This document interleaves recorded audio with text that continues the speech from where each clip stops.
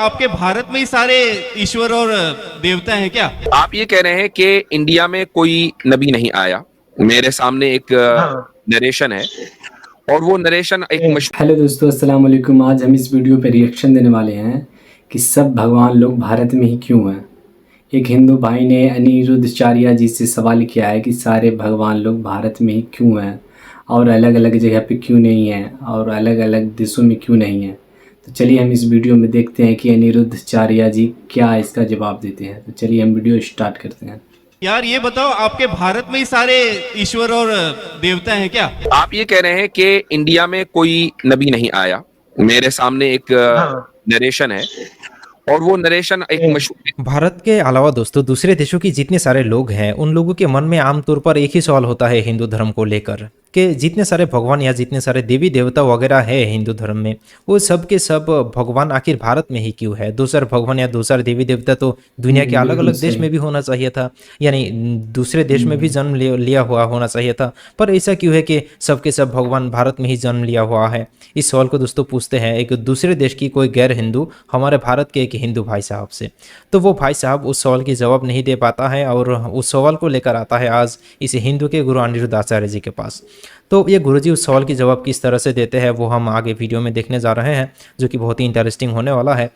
तो चलिए देखते हम इस वीडियो क्लिप को, जहाँ पर वो भाई साहब दो सवाल लेकर आता है और उन दोनों सवाल के जवाब ये गुरुजी देने की कोशिश करते हैं। तो चलिए पहले हम इस क्लिप को देखते हैं और साथ ही बाद में हम मुफ्ती यासीर नदीम साहब का एक सवाल जवाब को भी सुनते हैं, जिसमें एक हिंदू भाई साहब आकर ये सवाल पूछते हैं कि कुरान में तो ये बताया गया है कि दुनिया के हर एक कौम में अल्लाह ताला ने नबी भेजा था, तो फिर भारत में क्यों कोई नबी का जन्म नहीं हुआ। तो मुफ्ती साहब इस सवाल के जवाब को किस तरह से रेफरेंस दे देकर समझा देते हैं वो हम वीडियो में आगे देखने जा रहे हैं। तो वीडियो मेरे भाई बहुत ही ज़बरदस्त और इन्फॉर्मेटिव होने वाला है, इसे आखिर तक ज़रूर देखने की कोशिश कीजिएगा। चलिए देखते हैं। मेरा नाम अनुज है। मेरे दो सवाल हैं। एक सवाल का तो मुझे आधा आंसर पता है और दूसरा सवाल का मुझे आंसर नहीं पता। पहला सवाल ये है गुरुजी कि हम सब भगवान के पुत्र हैं, तो और ये मृत्यु जब हमें होती है तो बहुत कष्ट होता है हम सबों को, तो भगवान ने इतनी दुखदाई मृत्यु हमें क्यों दी और इसका कोई सरल उपाय क्यों नहीं दिया? मृत्यु दुखदाई नहीं होती, सारा ये बात सही है कि जन्मत मरत दुसह दुख होई, लिखा है। दर्द बहुत होता है, परंतु किसको दर्द होता है?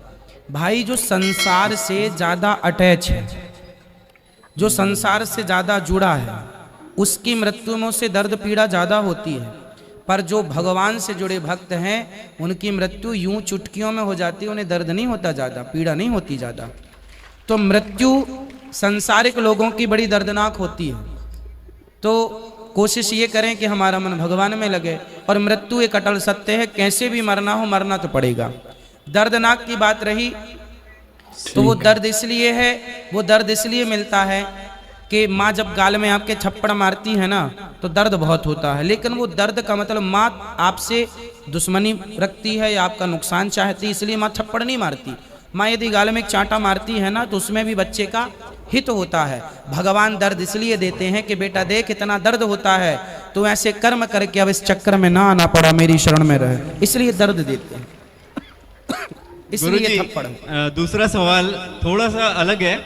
एक्चुअली मेरी कोरिया की एक फ्रेंड है, साउथ कोरिया की, और उसका कहना है कि यार ये बताओ, आपके भारत में ही सारे ईश्वर और देवता हैं क्या?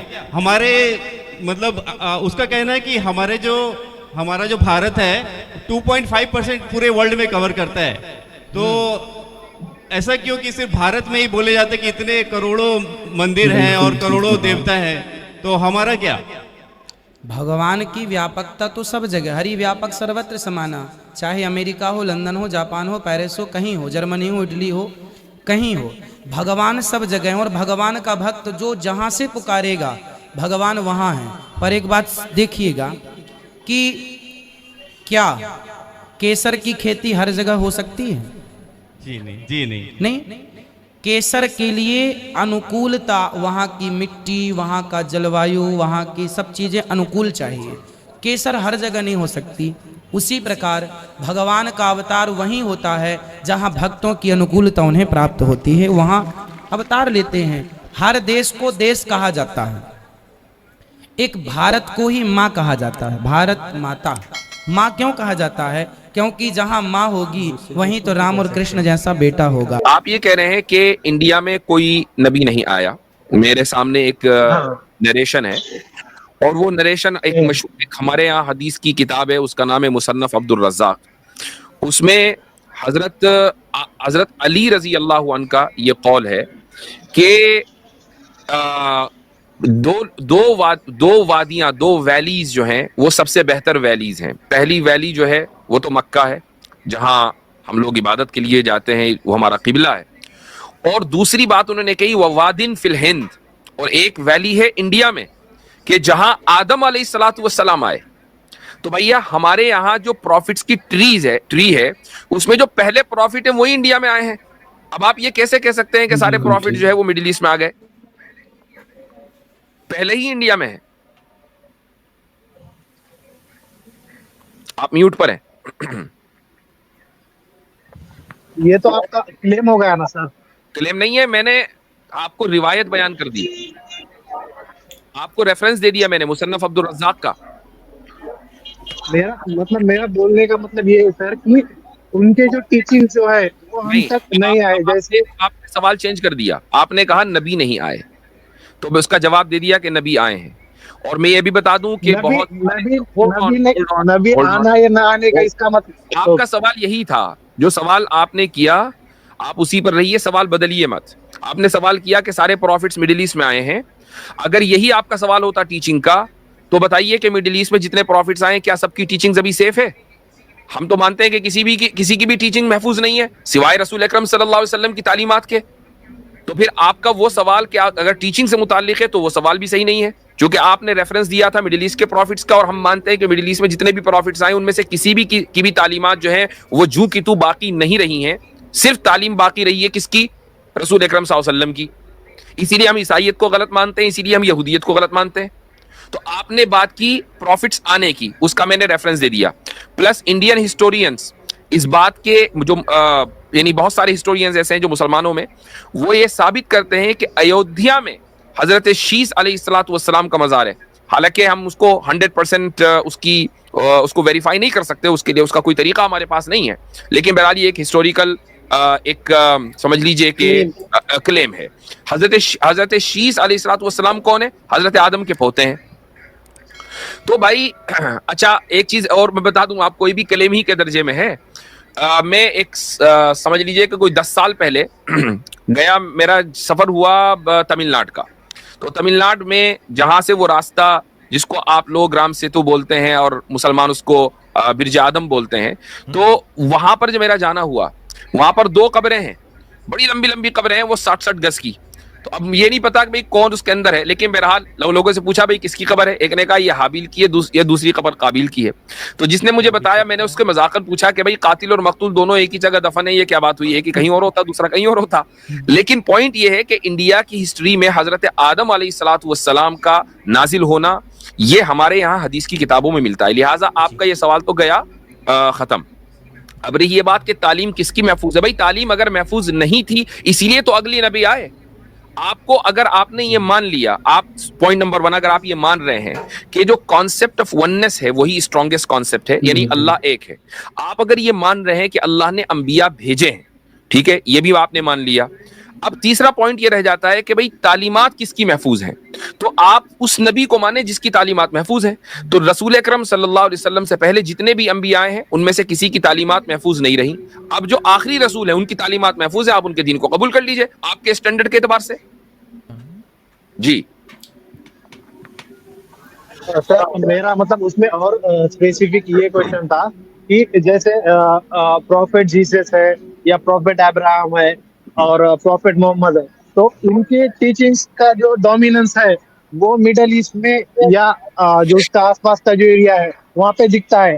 पर अगर कोई नबी जो रशिया का रीजन है या चाइना का रीजन है या इधर अपना जापान इंडोनेशिया का ये जो रीजन है, तो इसमें के अच्छा प्रॉफिट जीसस का, चलो थोड़ी देर के लिए मान लिया मैंने, प्रॉफिट जीसस की सुन लीजिए, प्रॉफिट जीसस की आपके एतबार से मिडिल ईस्ट में आए, यरूशलेम में आए, ठीक है, यरूशलेम मिडिल ईस्ट में है, लेकिन उनकी टीचिंग का डोमिनेंस यरूशलेम में ही नहीं है, ठीक है। यरूशलेम में इस वक्त कौन है? यहूदी पावर में है। जो यहूदी हजरत ईसा को नहीं मानते, हजरत ईसा को तो वो दज्जाल मानते हैं। Hold on, let's complete. नहीं नहीं नहीं, अब आप देखिए, अल्फाज ना बदलें। उनकी टीचिंग का डोमिनेंस का सबसे ज्यादा कहां पर है? यूरोप में और अमेरिका में। अमेरिका प्रोटेस्टेंट है और जो यूरोप है वो उसका एक बड़ा हिस्सा कैथोलिक है। साउथ अमेरिका में जहां हजरत ईसा अलैहिस्सलाम कभी नहीं गए, वहां सबसे ज्यादा कैथोलिक बसते हैं। तो भाई हजरत ईसा आए कहां, डोमिनेंस कहां है?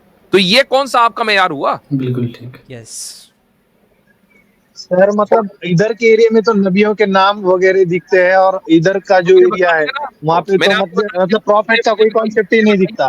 मुझे बताइए कि अमेरिका के ताल्लुक से किसी नबी का कोई जिक्र है? नहीं है। लेकिन ऐसा नहीं है कि अमेरिका में कोई ना आया होगा, लेकिन इंडिया के ताल्लुक से नबी का जिक्र है, हजरत आदम का जिक्र है। तो आप उसको क्यों नहीं तस्लीम कर रहे?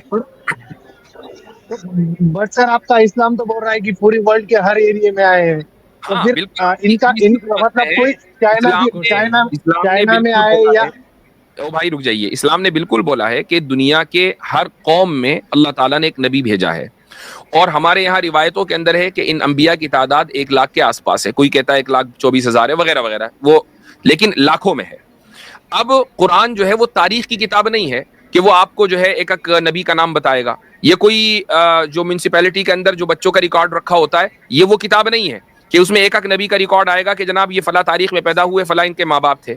सिर्फ ये एक उसूली तौर पर बात बता दी गई कि जहां जहां भी अलग अलग कौमें हैं वहां वहां अल्लाह ने नबी भेजे हैं। जी हाँ, अगर कुरान हर एक नबी के बारे में ही जिक्र करना शुरू करते हैं कि कौन सा नबी कहाँ पर पैदा हुआ था और कब यानी कितने साल पहले पैदा हुआ था, तो कुरान तो हिस्टोरिकल बुक बन जाएगी ना। और ये कितनी ज़्यादा लंबी हो जाएगी वो तो अंदाज़ा ही नहीं लगा सकते हम, क्योंकि 1,26,000 नबी, एक या दो नहीं, इतने नबी के नाम ही तो एक किताब बन जाएगा। और उनके बारे में लिखने जाए तो कितना बड़ा हो जाएगा, ज़रा कल्पना करके देख लीजिए।